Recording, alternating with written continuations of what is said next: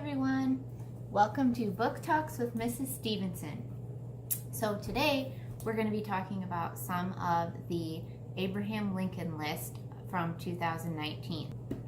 Okay, so we're going to start with the coming of age novels. So first up we have A List of Cages by Robin Rowe. Okay. This realistic fiction book is told from the alternating points of view of two teenage boys, Adam and Julian.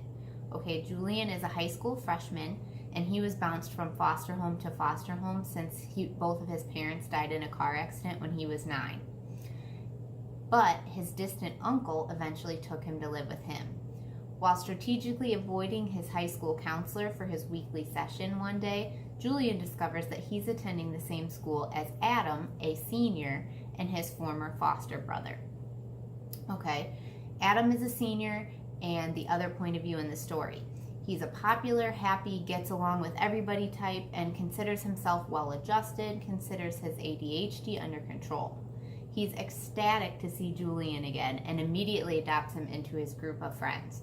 Adam knows that Julian is quiet, and despite everything that he's been through, he tries his best to see the good in everyone. Then, though, Adam discovers something about Julian that shakes his foundation and makes him question all his beliefs. This book was so good. I laughed, I cried, and you'll be invested in both Adam and Julian and their stories. Pick it up. Okay, next we have Goodbye Days by Jeff Zentner. Okay, Jeff Zentner is the author of The Serpent King, which was on the Lincoln list before, also a good one. Okay, so Goodbye Days. Using your phone while driving, an important issue with teens today. So Jeff Zentner takes on this hot button issue in this novel. The main character, Carver Briggs, goes from having a solid reputation at his high school and having 3 best friends to having nothing when his 3 best friends, Mars, Eli, and Blake, all die in a car accident. The car they were in slamming into the back of a stopped semi at 70 miles per hour. Carver can't help blaming himself, and the others blame him as well, because he sent Mars, who was driving, a text about 5 minutes before they crashed. The police found a half-composed text back to Carver on Mars's phone. Another problem.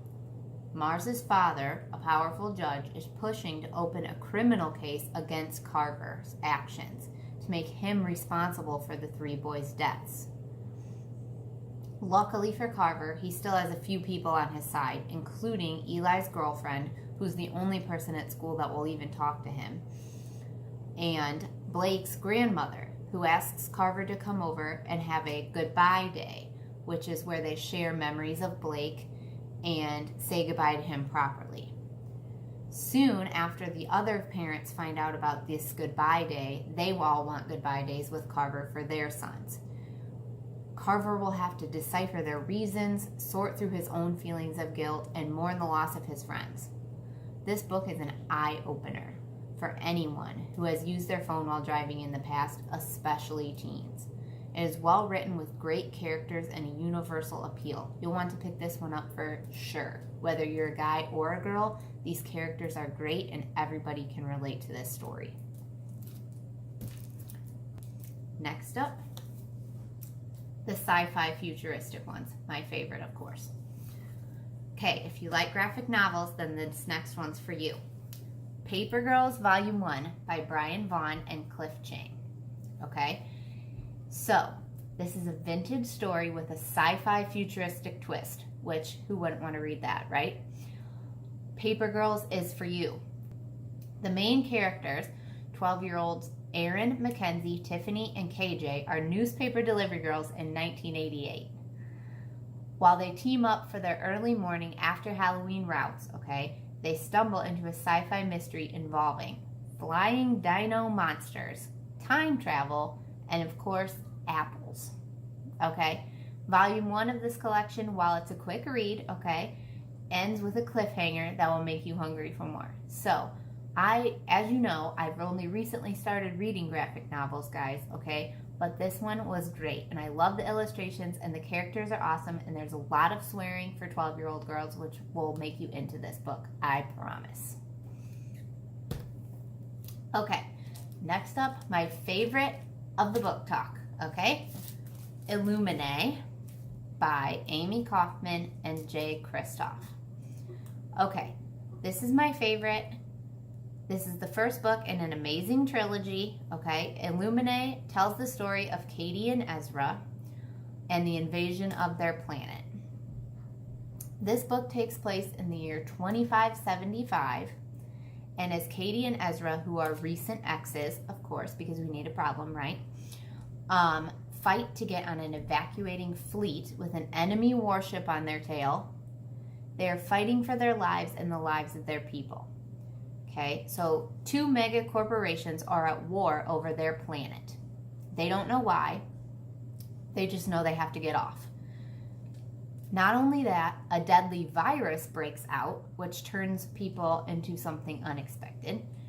Okay, and the people who are supposed to be protecting them aren't really protecting them at all. Okay, the best part of this story, though, the best part, is that it is told after the fact at a court trial through a dossier of hacked documents, okay, including emails, medical reports, IMs, military files, schematics of ships and stations, and interviews. For those who are fans of stories told through different mediums, this book is intense, okay, and forces you to pay attention. All three books in the trilogy introduce you to new characters, but connect at the end, which makes this an even better read. And finally, we have The Thousandth Floor by Catherine McGee. Okay, this is also the first in a series, and this is a futuristic drama-filled mystery that will have readers checking out the second book for sure. Okay, we meet the main characters, Lita Cole, Eris Dodd Radson, Ryland Myers, and Watback Roddy, who all live in what's called the Tower, which is a futuristic, where they live in this future time, which basically is a giant skyscraper. So technically, almost everyone in the city lives in the tower. So it has thousands of floors. Lita, who is rich, lives on the 1000th floor, the top. Okay.